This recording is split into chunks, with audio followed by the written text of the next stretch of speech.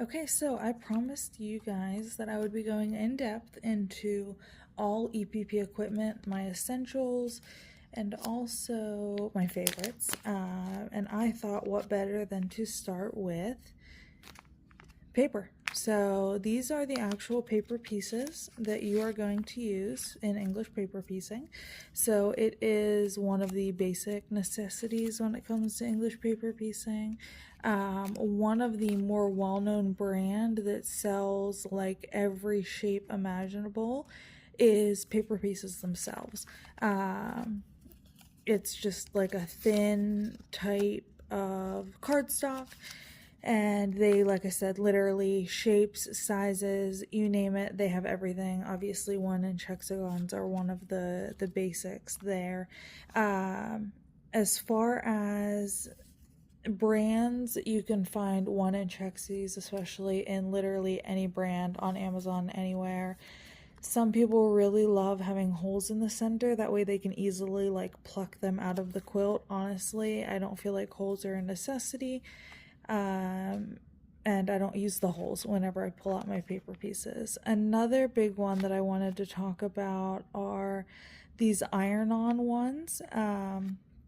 With this, it is more of like an interfacing where you actually, instead of putting the piece in and then gluing it down or sewing it down, you iron the piece in and then it stays in. You don't take that piece out. So that's a really convenient option. It'll give you a little bit of stabilization, but then also, you know, you're not having to take the piece out at the end of the day.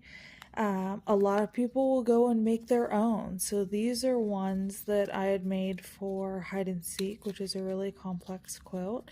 The pieces that I made are, these ones are a little bit thicker than what comes with the packs for paper pieces. So whenever it came to doing the 10-point stars, it was just a little bit more stability. And I did end up selling these because other people wanted them. There was also, I made a really thick one. So you can tell here, like, these are just super thick in comparison to paper pieces. And it just really helped to build that stability. These are almost a little bit too thick where it adds some bulk. A really fun, interesting one that is not, I don't think this is a US brand, but not as heard of, is Epiflex, where the paper pieces are made out of, I don't remember exactly what it is, if it's like a I don't know. They're super flexible. It's almost like a plastic or something along those lines where it's super flexible. It has bend points to it. So oftentimes you'll see where I bend my paper pieces, and you can do this. It's made to do that. So not quite as stable. They're not even as stable as like the basic English paper piecing pieces are. So definitely something interesting and a little bit more difficult to get used to, but people still really seem to love them. And then my absolute favorite is junk mail. So a lot of people love taking just thicker junk mail and making their own paper pieces. That way you're not spending any money, you're cutting your own, you know. You can take scrap pieces of like art projects and stuff and cut it out of that, as long as you have a little bit of stability and it's not just like straight paper. It needs to be more of like a thicker, like a cardstock.